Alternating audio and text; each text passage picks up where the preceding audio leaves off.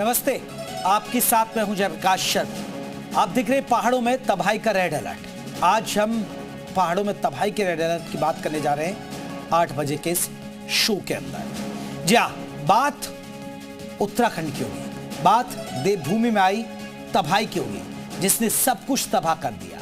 वो कुछ सेकंड में लोगों की पुकार और बहते मकानों की तस्वीर रूह कपा देने वाली है। बादल ऐसा फटा कि खीर गंगा और आसपास का इलाका पानी के सैलाब में बह गया। अब वहां सिर्फ कीचड़, मलबा, दलदल और सन्नाटा है।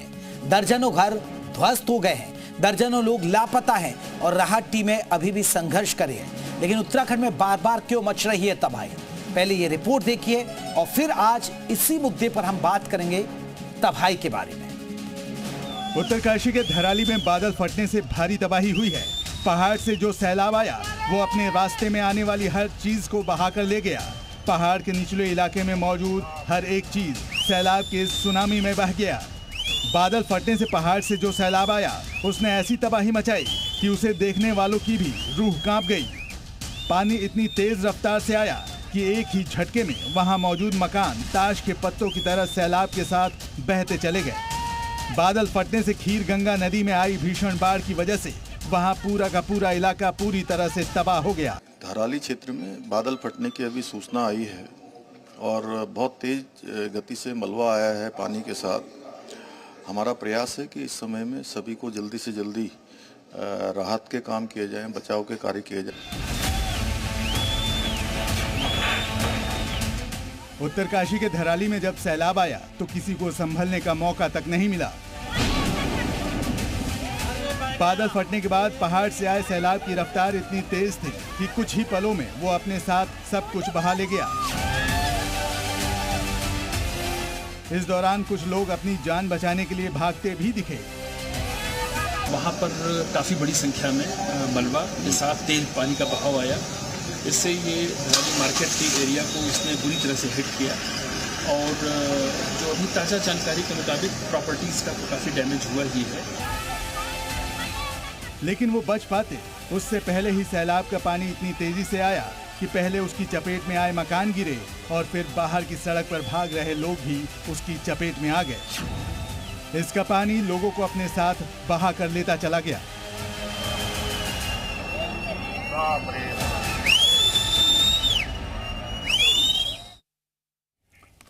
अब हम आपको 2 तस्वीरें दिखाने जा रहे हैं और 2 तस्वीरें धराली में आई। आपको बता दें ये धराली के अंदर आई तबाही इस साल की सबसे बड़ी त्रासदी है। कहा जा सकता है कि जिसने 2013 की केदारनाथ आपदा की याद दिला दी, उसी साल भी ऐसी लगातार बारिश के बाद केदारनाथ में सैलाब आया था और सैकड़ों मकानों के साथ हजारों जिंदगियों को लील गया था। ये 2 तस्वीरें 2025-2013।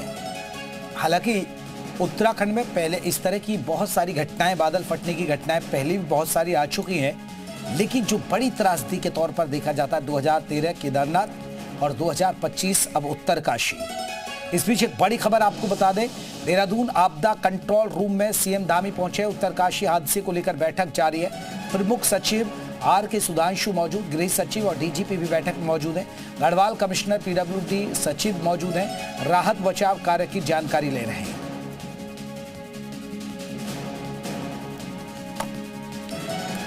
तो ये बड़ी खबर, गढ़वाल कमिश्नर पीडब्ल्यूडी सचिव आपदा कंट्रोल रूम में सीएम धामी मौजूद हैं। देखिए मुख्यमंत्री पहुंच चुके हैं। आज दिन भर से बैठक चल रही थी। अब मुख्यमंत्री पहुंचने के बाद फिर से बैठक शुरू हुई है दोबारा नए सिरे से और इसमें पूरी प्लानिंग की जा रही है।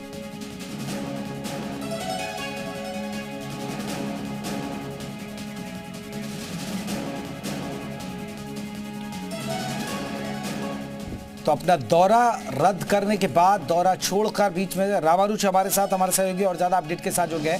रामानुज, आपसे अपडेट चाहेंगे। मुख्यमंत्री पुष्कर सिंह धामी दौरा छोड़कर सीधे यहां पहुंचे हैं, अभी क्या अपडेट है?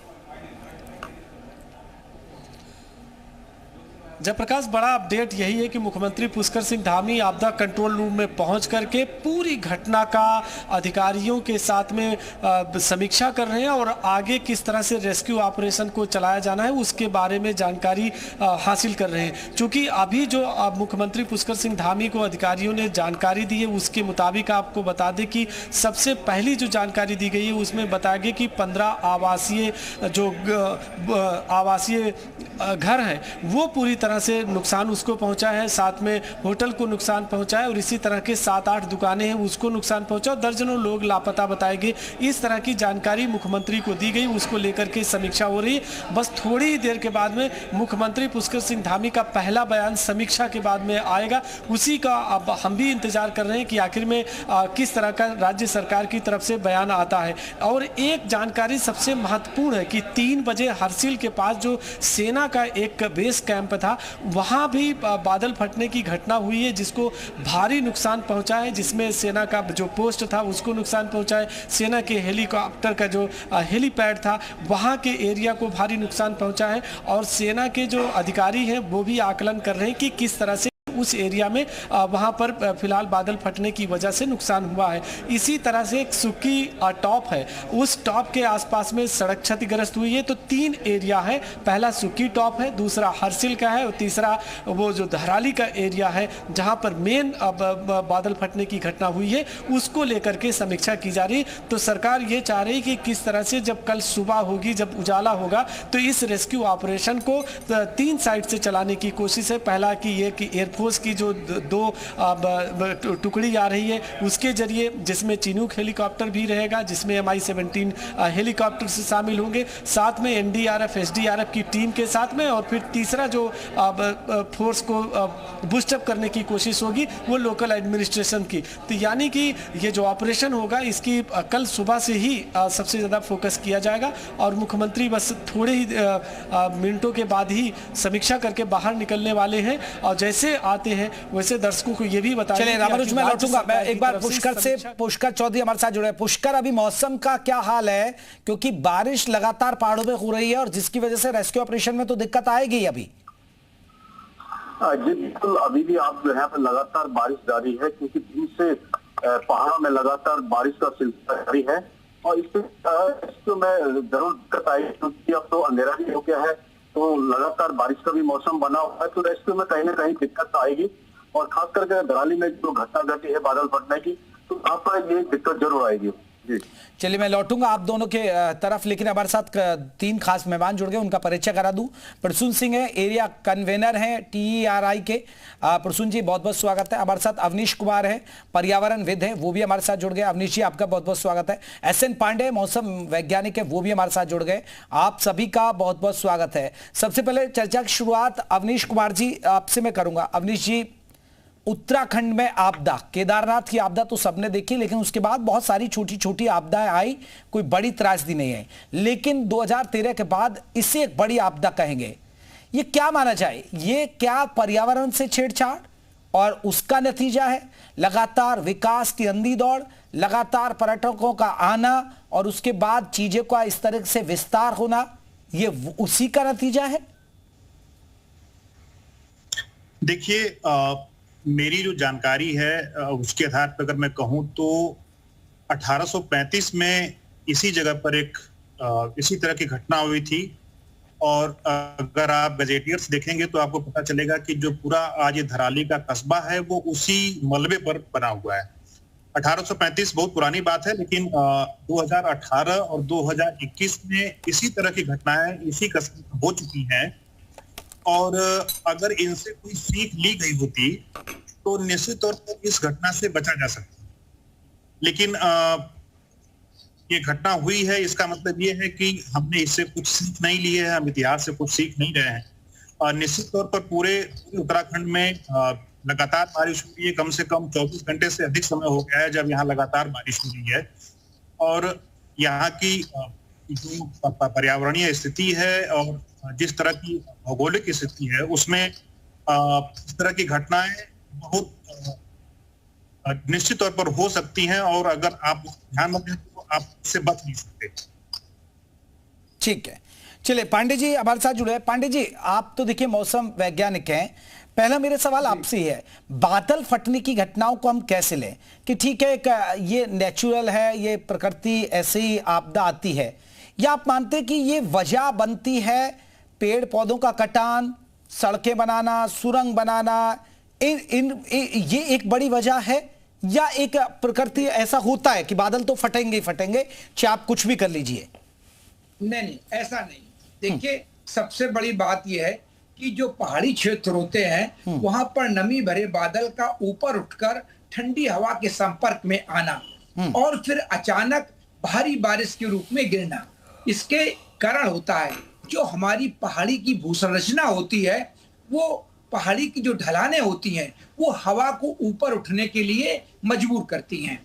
इसके बाद जब गर्म हवा भरे बादल ऊपर उठते हैं और ठंडी हवा के संपर्क में आकर तेजी से बारिश होती है। इसके पहले मैं एक और बता दूं, ये कारण होते हैं जो हमने शहरीकरण किया है, जो हमने कंक्रीट के जंगल पहाड़ों पर भी बना लिए हैं, उससे एक दिक्कत आती है कि गर्मी बढ़ जाती है। जैसे आप मेट्रोपॉलिटन सिटी में देखिए, वहां पर जो तापमान कभी 12:30-1 बजे होते थे, वो तापमान अब 10:30 बजे ही हो जाते हैं। उसका कारण क्या है कि हमने कंक्रीट के जंगल बना लिए हैं। जैसे बुंदेलखंड में बहुत जल्दी गर्मी होती है, बरातें भी ठंडी होती हैं, वही अब हमारे शहरों में होने लगा है।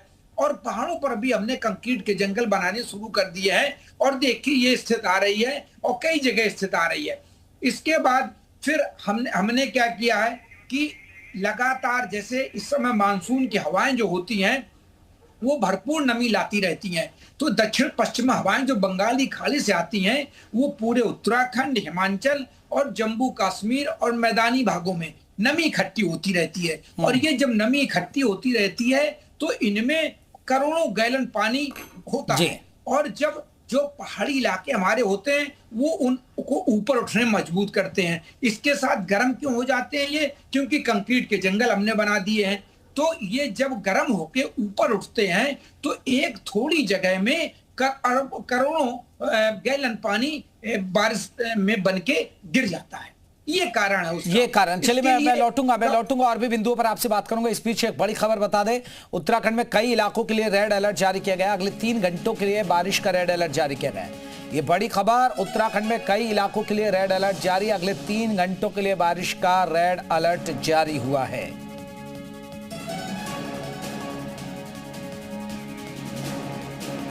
तो चलिए हमारे साथ कई खास मेहमान जुड़े हुए हैं। प्रसून सिंह हैं, एरिया कन्वीनर हैं TERI के।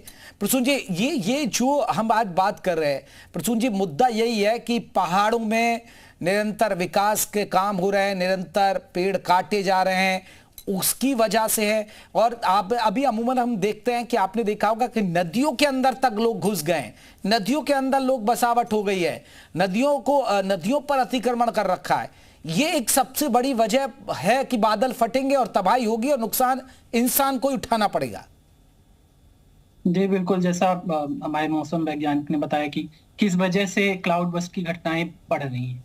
तो जो ओरोग्राफिक इफेक्ट की बात कर रहे थे सर, की जो गर्म हवा ऊपर उठती है और जो हमारा माउंटेन एरिया है, जो हाई माउंटेन्स है, उस हवा को ऊपर उठाते हैं और उसकी वजह से बहुत छोटे एरिया में कंडेंसेशन का प्रोसेस जो होता है बहुत तेजी से बढ़ता है और उसकी वजह से हाई इंटेंसिटी रेनफॉल होती है। ये एक नॉर्मल फिनोमिना है।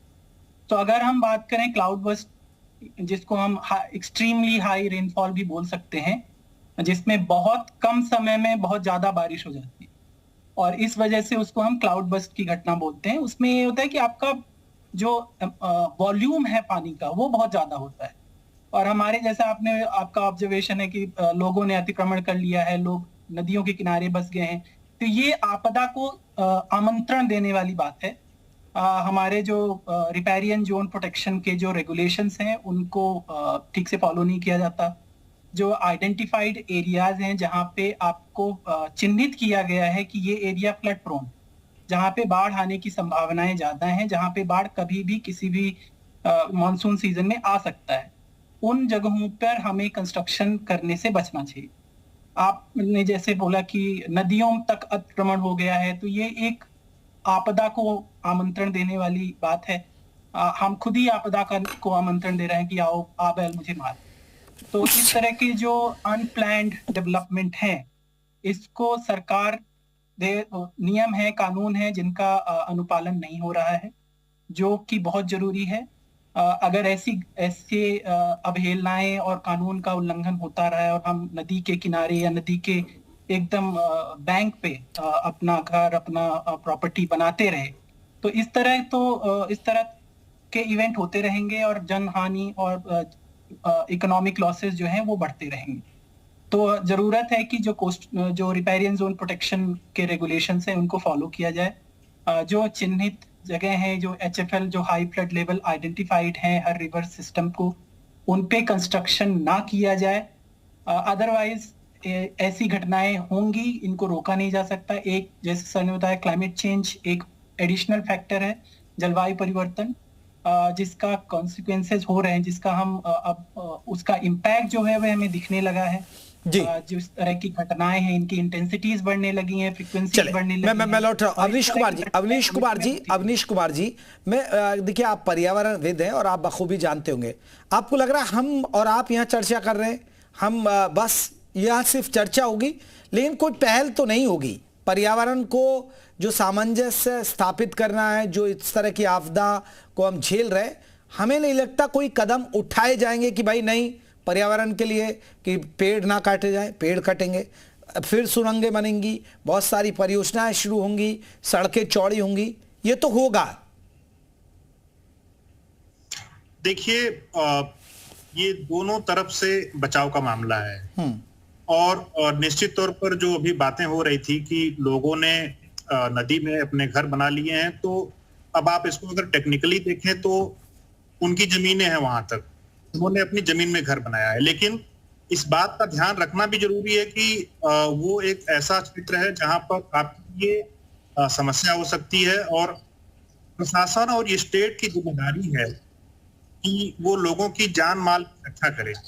और अभी जो बात हो रही थी उसमें हमारे उन्होंने इस बात को खूबी प्रशासन इस बात का ध्यान रखे कि अगर आ रहे हैं जो खतरनाक है उनके लिए, तो उनको रोके।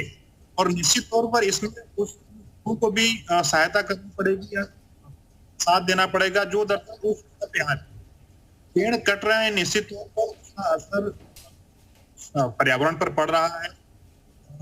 मैं एक रिपोर्ट का हवाला देना चाहूंगा। जब ये 2018 में यहाँ पर ये घटना हुई थी तो प्रशासन की एक टीम ने दौरा किया था और ये पता लगा पर एक बुग्याल में कटा हुआ, तो निश्चित तौर पर उसके आगे क्या एक्शन हुआ, ये प्रशासन की जिम्मेदारी है उस बात कि क्या उस कटाव की क्या पोजीशन है, उसमें क्या खतरे हो सकते हैं और उसके बारे में एक रिपोर्ट वो शासन को सौंपे ताकि उसके आधार पर एक्शन लिया जा सके।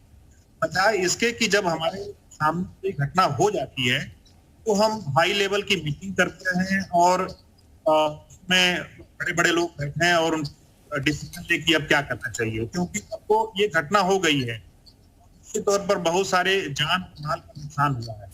तो अब आप इस बात से आप अंदाजा लगाइए, रात के अंधेरे में आप कोई भी रेस्क्यू ऑपरेशन नहीं चला सकते और इसका सीधा सा मतलब ये है कि कोई ऐसा व्यक्ति दबा है वहां मलबे में जिसकी जान बचाई जा सकती हो, वो बिल्कुल। अब सुबह चले मैं लौटूंगा अवनीश जी आपके पास। मैं पुष्कर चौधरी का रुख कर लेता हूं, वो भी हमारे साथ है। पुष्कर, बहुत सारी चीजें ऐसी आती है, अब बादल फटा, केदारनाथ में आपदा, जोशीमठ में जो हुआ आपने देखा किस तरह दरारें आ गई। क्या यहाँ अब ये एक बात होती है पहाड़ में, ये चर्चा होती है कि जो सड़कों का चौड़ीकरण, पेड़ काटे जा रहे हैं, ये सब वजह है? जी बिल्कुल, जो है मैं आ रहा हूं पुष्कर, एक बड़ी खबर आ रही है। पुष्कर, मैं आ रहा हूं, सेना का रेस्क्यू ऑपरेशन जारी है उत्तरकाशी में। ये बड़ी खबर, धराली के अंदर अब तक 37 लोगों का रेस्क्यू किया गया है। 22 पुरुष और 11 महिलाओं को बचाया गया है। रेस्क्यू में 4 बच्चों को भी बचाया गया है। सेना की तरफ से रेस्क्यू ऑपरेशन चल रहा है। ये महत्वपूर्ण जानकारी धराली से अपडेट हम दे रहे हैं। 37 लोगों का रेस्क्यू। पुष्कर, आपसे जो हम बात कर रहे थे। जी बिल्कुल, जंगलों का जो कटान है और जो नदियों में जो बांध बनाए जा रहे हैं, झील बनाई जा रहे हैं, उसकी जो है बदल फटने भी घटनाएं सामने ज्यादातर अधिकतर आई है। पहाड़ों में खास करके जैसे चमोली और उत्तरकाशी में जो झील बनी गई है जो नदियों में, उसके बाद ज्यादा जो है बादल फटने की घटनाएं सामने आई है खास करके। और जंगलों का जो ज्यादा करके कटान हो रहा है या नदियों में जो बांध बनाए जा रहे हैं या उनको जो रोका जा रहा है, उससे काफी जो है हद तक जो है बादल फटने की घटनाएं सामने आई हैं। उससे पहले बहुत कम घटनाएं जो है बादल फटने की आई थी, लेकिन झीलों का जो निर्माण हुआ जगह जगह नदियों पे, उससे बादल फटने की घटनाएं अधिक आई। जी बिल्कुल, यही एक बड़ी बात है। और हमारे साथ तमाम मेहमान जुड़े हुए हैं। पांडे जी, अभी क्योंकि पहाड़ों में मौसम ऐसा होता है और पहाड़ों में इस तरह की स्थितियां आती हैं, अभी मौसम क्या आने वाले दिनों में कितना अभी पहाड़ों के लिए खतरनाक रहने वाला है? और पहाड़ों पर अमूमन बारिश होती है और भूस्खलन होता है, उसके लिए आप यही मानेंगे कि जो प्रकृति से खिलवाड़ हो रहा है वो एक सबसे बड़ी वजह है पहाड़ों में? देखिए, सबसे बड़ी चीज ये है कि देखिए, जब मानसून का सीजन होता है तो मैं आपको तकनीकी बताता हूं, तो कम दबाव के क्षेत्र मानसून के दौरान डेवलप होते हैं, और जब मानसून के दौरान ये कम दबाव के क्षेत्र बनते हैं तो ये तेजी से ऊपर उठते हैं और इनमें भरपूर नमी होती है।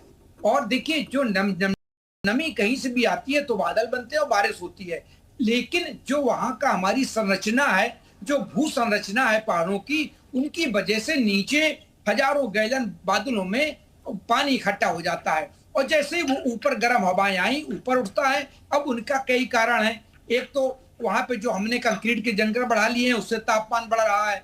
दूसरा, मानसून सीजन में कम दबाव के क्षेत्र बन जाते हैं, वहां पर जैसे हमने जिस तरह से और तमाम चीजें बना ली हैं जो मानव जनित हैं, हमने पेड़ काट लिए हैं, तो ये सारे कारण होते हुए भी अब इनकी जो फ्रीक्वेंसी है वो बढ़ रही है। तो फ्रीक्वेंसी बढ़ने का कारण है कि कहीं ना कहीं हम प्रकृति के साथ खिलवाड़ कर रहे हैं, और शहरीकरण, कंक्रीट भी इसका मतलब है, और क्लाइमेट चेंज, क्योंकि पूरी पृथ्वी गर्म हो रही है, पहाड़ भी गर्म हो रहे हैं। तो ये सारे कारण हैं, और यही सारे कारण की वजह से अब आप देखिए, पहले भी मानसून आता था, बारिश होती थी, लेकिन घटनाएं जो बढ़ रही हैं उनका असली कारण ये है कि एक तो सिस्टम ऐसे होते हैं, तकनीकी रूप से कुछ चीजें बन जाती हैं, फिर मानव जनित बहुत सी चीजें हैं। तो इन सबका जो सबका मिलके जो रूप बनता है वो ये होता है कि बादलों नमी इकट्ठी हो गई, गर्म हो गई, गर्मी हुई, नमी हवाएं ऊपर उठी। और तो पांडे जी, अब अगर बादल फटने की जो घटना है, क्या उनसे बचा जा सकता है?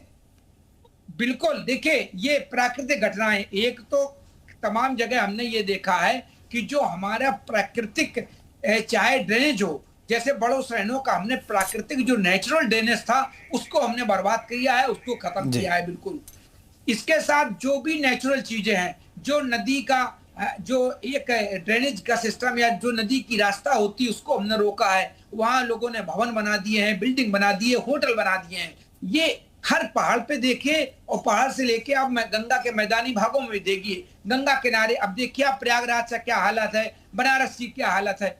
तो हमारे ज्यादातर चीजें ये मानव जनित ही हैं, क्योंकि पृथ्वी गर्मी हम ही लोग बढ़ा रहे हैं। ऐसा नहीं गर्मी इतनी जल्दी बढ़ रही है, हम इस तरह के काम कर रहे हैं कि हमारी पृथ्वी गर्म हो रही है, उन्हीं की वजह से अब इन चीजों की फ्रिक्वेंसी बढ़ रही है। हमें बाकी मानसून आता है, देखिए बारिश कभी ज्यादा होती, बाढ़ भी आती है, लेकिन जिस तरह से अभी घटनाएं लगातार बढ़ती जा रही हैं और घटनाएं विकराल रूप भी रह रही हैं, जिनमें जनहानि और हमारी अर्थहानि सभी हो रही है, ये जरूर दिक्कत तलब है। तो यही सोचना है हमारे लिए। और बाकी तकनीकी भी कुछ है कि पहाड़ों की वहां की संरचना इस तरह से है और ज्यादा नमी इकट्ठी हो जाती है, और मानसून का जब सीजन होता है तो नमी लगातार देखिए बंगाली खाड़ी से पूरे उत्तर भारत में थ्रो हो रही है। और अभी भी देखिए आगे संभावना जो बन रही है, नया एक लो प्रेशर आ रहा है, वो भी अगले 15 या 14 अगस्त तक उसका भी असर आ जाएगा पहाड़ों पर। तो इस तरह से आप देख लीजिए, ये सारी दिक्कतें हैं जिनकी वजह से हम परेशान हो रहे हैं। लेकिन इनमें बहुत बड़ा रोल हमारा है, सारा क्लाइमेट चेंज का भी रोल है, और वहां की संरचना है, ये भी कहीं ना कहीं पे इस तरह की स्थिति बनाने में मदद करती है। चलिए, इस पीछे एक बड़ी खबर दर्शकों को बता दें। इस हादसे से जुड़ी, उत्तरकाशी में तबाही से जुड़ी बड़ी खबर आपको बता दें। रेस्क्यू के लिए 3 आईएएस की तैनाती की गई है। 3 आईएएस रहेंगे। सरकार ने अगले आदेश तक तैनात किए गए हैं ये अफसर। अभिषेक रोहेला गौरव की तैनाती की गई है। यह अफसर आईएएस मेहरबान सिंह बिष्ट को भी नियुक्त किया गया है। तो 3 अफसरों की नियुक्ति कर दी गई है। जहां तबाही हुई है उनकी ड्यूटी रहेगी। रेस्क्यू के लिए 3 आईएएस की ड्यूटी लगाई गई है। सरकार ने अगले आदेश तक तैनात किए हैं अफसर।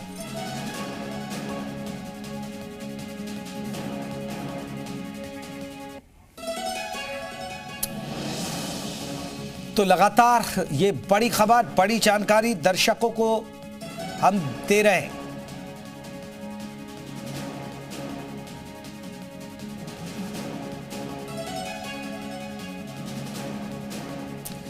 हमारे साथ तमाम मेहमान जुड़े हैं। प्रसून सिंह जी, मैं भी आपसे यही जानना चाहूंगा, बादल फटने की जैसी तबाही जो घटनाएं होती है, क्या उनसे हम बच सकते हैं? बादल फटने की घटनाएं तो होंगी, इसको रोक नहीं सकते हैं, बट बचाव के उपाय जरूर किए जा सकते हैं। बचाव के जैसे उपाय, अगर हम पूरा डिजास्टर मैनेजमेंट की बात करें तो हमें पूरे डिजास्टर मैनेजमेंट साइकिल जो होता है उस पे हमें फोकस करने की जरूरत है। तो शुरू से अगर हम प्रिपेयरनेस पे ध्यान रखें, जिसमें आपका अर्ली वार्निंग सिस्टम एक बहुत महत्वपूर्ण अंग है जो डिजास्टर मैनेजमेंट में, जो हमें पूर्वानुमान की सूचना देता है।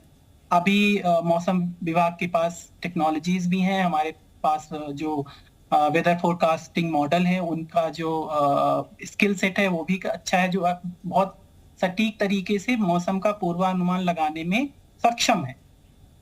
हमारे पास डॉपलर रेडार सिस्टम भी आ चुके हैं जिनका हम उपयोग रियल टाइम फोरकास्टिंग में कर रहे हैं।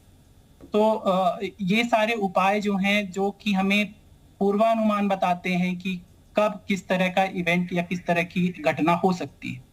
जी। बात आती है इस इंफॉर्मेशन को कैसे हम जनता तक पहुंचा सके ताकि एक पहले से उनको सूचना हो और वो बचाव के उपाय कर सके। ये तो एक कंपोनेंट हो गया प्रिपेयरनेस के लिए।